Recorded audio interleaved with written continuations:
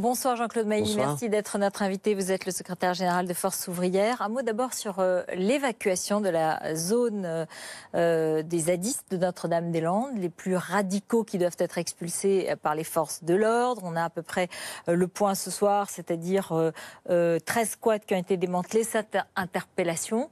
Vous êtes surpris, vous êtes choqué ou vous trouvez ça normal? Non, écoutez, moi, c'est pas un dossier qu'on commente, on n'est pas impliqué sur le dossier en question. Bon, c'était prévisible en tous les cas, puisque ça avait été annoncé. Ce qui est essentiel, c'est qu'il n'y ait pas d'incident corporel. Je crois que c'est ça l'essentiel. Maintenant, à un moment donné, il faut bien que les décisions soient prises. Et que la loi soit appliquée, c'est votre idée? Enfin, c'est votre... Oui, après, il faut regarder. Franchement, c'est pas un dossier que je connais, y compris Alors, sur... on parle des dossiers que vous connaissez. La SNCF, 4e jour de grève, bras de fer entre les cheminots et le gouvernement qui se poursuit. Vous, comme FO, vous n'êtes pas extrêmement présent à la SNCF, mais vous êtes au niveau plus des branches et plus national, bien sûr. C'est parti à votre avis, mais je dirais presque comme observateur aussi, pour un conflit long. J'ai le sentiment que sur celui-là, comme sur d'autres, le gouvernement est rentré dans une position assez dure, en fait, quoi. Comme s'il voulait faire mettre un genou à terre à je ne sais qui. Je me demande, moi, je me pose la question, est-ce que ce que le président disait quand il était candidat, il avait expliqué, par exemple, que la place des syndicats, c'était l'entreprise, la branche, mais c'était pas le niveau interprofessionnel.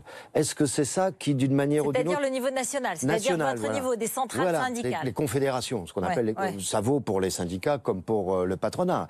S'il fait ça, il prend des risques. Parce que si, imaginez que demain, sur des dossiers sociaux, l'assurance chômage, bon, on va continuer à négocier, mais avec quel encadrement? Il risque d'être très serré, donc ça veut dire pas de liberté de négociation. Si c'est ça, s'il y a un problème, il n'y aura pas d'intermédiaire entre les deux. Il va se retrouver face à tout le monde, quoi. Oui, voilà, donc c'est une question que je me pose. Peut-être que le président se dit, en fait, il y a eu toujours des tentatives de réformer, et finalement, les syndicats n'ont pas suffisamment aidé, ils ont plutôt bloqué, ils ont plutôt été des forces de résistance. Alors là, j'y vais, parce que sinon, je ne ferai jamais ce que j'ai promis de faire. Oui, non, mais il a le droit de penser ce qu'il veut, bien entendu. Mais vous savez, la méthode qui consiste à dire, prenez la fonction publique, voilà, 4 points.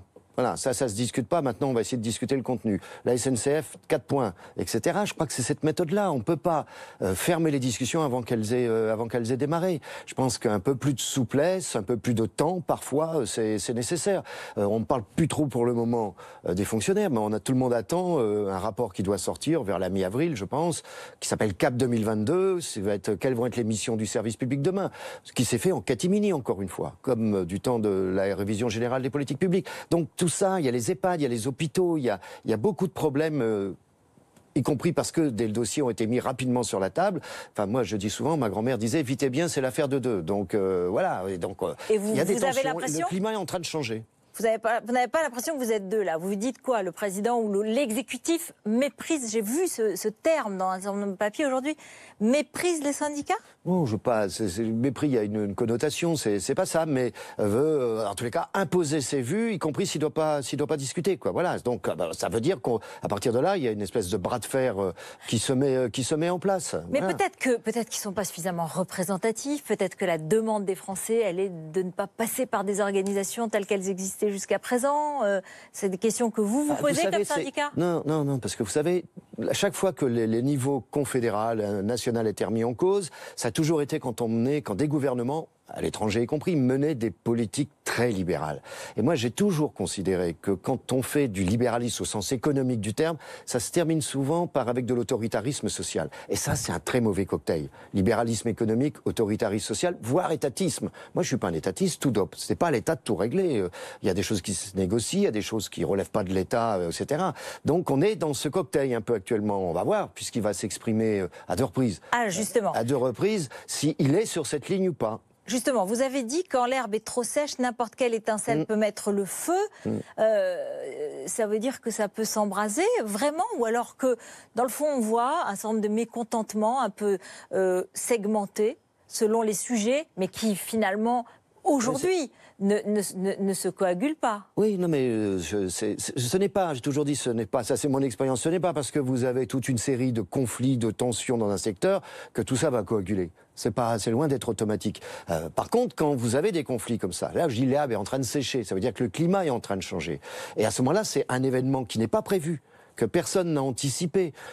Souvenez-vous, en 2006, quand le Premier ministre de l'époque, M. de Villepin, a balancé comme ça le contrat première embauche, voilà, ça a mis le feu aux poudres. Voilà, c'est plus à des choses comme ça que je pense. Quand vous avez un climat dégradé, ça prend d'autant plus vite. Voilà, donc on est dans cette situation aujourd'hui. Édouard Philippe, aujourd'hui, a réitéré sa volonté d'aller jusqu'au bout. Guillaume Pepy a dit que ça a coûté déjà une centaine de millions d'euros à la SNCF. Vous voyez bien sûr le mécontentement, je veux dire le stress qui est causé par les grèves pour tous les Français. Ça ne peut pas non plus trop durer. Non, mais si on veut pas que ça dure, il faut quand même discuter sérieusement, y compris avec les organisations syndicales. Vous savez, vous prenez l'histoire de ceux qui n'auraient plus le statut SNCF, qui seraient demain relevant d'une convention collective. Mais qu'est-ce qui vous choque là-dedans? Qu'est-ce qui vous choque? C'est le cas de beaucoup de salariés du privé et même dans des entreprises publiques qui ont changé de statut. France Télécom, c'est pas ça le problème. Mais sauf qu'une convention collective nationale, qui doit en plus rediscuter ensuite entreprise par entreprise, ça se fait pas en 15 jours. Voilà. Donc, quand vous démarrez en disant, voilà, on va remettre en cause sans savoir ce que ça va donner, c'est normal que les gens s'inquiètent lourdement. Donc, voilà. vous dites qu'on peut rediscuter du statut des cheminots à condition que la convention collective soit travaillée. Ceux qui le disent, par exemple. Oui, mais avant de dire... Parce que, regardez, dès le départ, on avait l'impression que tous les problèmes de la SNCF, c'était dû au statut. Faut arrêter. C'est pas sérieux ce genre de choses. C'est pas ça. C'est le problème de l'endettement, c'est le problème du sous-investissement, etc. Mais c'est pas le problème du statut en tant que tel. C'est une foutaise de raconter ça. Bon. Alors après, quand on dit on va toucher au statut, déjà, on inquiète. Alors est-ce qu'on le fait bêtement ou inconsciemment, j'en sais rien. Mais en tout état de cause, même s'il faut un jour discuter d'une convention collective, ça se fait pas en 15 jours, une convention collective, ça peut mettre parfois plusieurs mois. Donc c'est la précipitation qui n'est pas bonne aussi. Qu'est-ce que vous attendez de son expression, justement? Le président va parler.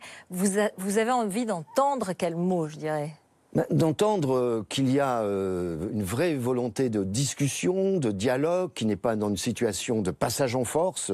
C'est ça. Il a son calendrier, ça c'est son droit. Après, la méthode compte également, et le fond des dossiers compte. Là, l'accumulation, ça fait beaucoup en ce moment. Vous lui parlez parfois? Il y a un petit moment qu'on ne s'est pas parlé. Ouais. Mais l'entourage, oui, mais pas lui obligatoirement, oui. Moi, je fais passer le message. Après, chacun ses responsabilités. Vous lui avez fait passer le message que là, trop c'est trop. Oui, attention. Et puis, il y a vraiment des problèmes. Écoutez, ça fait... je lui en avais parlé. Il m'avait dit oui, comme ses prédécesseurs d'ailleurs, au passage. Sur les fonctions publiques, par exemple, de dire il faut en discuter sérieusement sur le rôle et les missions du service public. Tout le monde me dit oui. Encore une fois, au lieu de discuter, il travaille en circuit fermé. Voilà, ça, c'est ce que j'appelle de la mauvaise méthode. Après, il ne faut pas s'étonner que les fonctionnaires s'inquiètent. Les rapports entre les syndicats aujourd'hui, Philippe Martinez veut tenir le haut du pavé, la CGT veut essayer d'être leader dans cette grève de la SNCF, elle veut essayer vis-à-vis de la CFDT de reprendre une place à la tête un peu des syndicats. Vous n'êtes pas dans ce secteur-là, vous êtes plutôt sur la fonction publique et dans d'autres domaines, sur l'assurance chômage et d'autres, mais... vous allez vous entendre ou bien, en fait, d'une certaine façon, c'est aussi vos divisions qui font que votre représentativité qui est assez faible, globalement, plus vos divisions qui font que c'est plus facile pour l'exécutif. Ça se discute parce que, vous savez, les droits des salariés français, mais c'est dû au modèle, justement, y compris parce qu'il y a des confédérations, ont des droits largement équivalents à ceux des pays voisins et équivalents, hein, bien entendu. Mais non, après, chaque syndicat, la journée du 19 avril, la CGT l'a décidé toute seule, c'est son droit. Et vous n'y allez pas? Ah bah non, moi comme je dis, je réponds pas aux convocations. Alors voilà, donc ça c'est une problème. Bon, mais ceci étant, ça veut pas dire qu'on se parle pas. Il y aura une rencontre, je ne sais plus, le 16 ou le 17, la semaine prochaine, donc entre les 5 secrétaires généraux au président, FO, CGT, CFDT, CGC, CFTC. Voilà, on va se parler. Pour faire quoi alors? C'est-à-dire Non, on va se parler déjà. Ça veut dire qu'on se parle. Après, on verra. Moi, il n'y a pas d'ordre du jour précis. C'est une rencontre à 5 et on fera le point, puis on verra ce qu'il en sort. Mais si vous vous rencontrez à 5, c'est pour, réagir de façon commune? Pas obligatoirement. Vous savez, on s'est vu l'été dernier, on s'est vu 3 fois. Avant les ordonnances sur le code du travail. Et juste avant et après, à la fin, on s'est vu 3 fois. Il n'y a pas eu de communiqué commun, mais on peut se parler et s'expliquer les uns les autres. Et on est des gens bien élevés. Sans sortir des couteaux, c'est ce que vous voulez dire. Oui, non, on n'a même pas de couteau sur nous d'ailleurs. Il n'y a pas de problème. Non, mais ça compte. Oui, mais on se parle, on se téléphone aussi. Il n'y a pas que les rencontres. Mais là, on a décidé de se voir tous les 5, comme on l'a déjà fait, histoire de faire un point entre nous. Merci beaucoup. Merci Jean-Claude Mailly. On reparlera de votre avenir parce qu'après 14 ans à la tête de FO, il y a plein de choses à faire après. Tout à fait. Il ne faut pas rester inactif. On en reparle. Merci beaucoup d'être venu Merci à sur vous. notre plateau.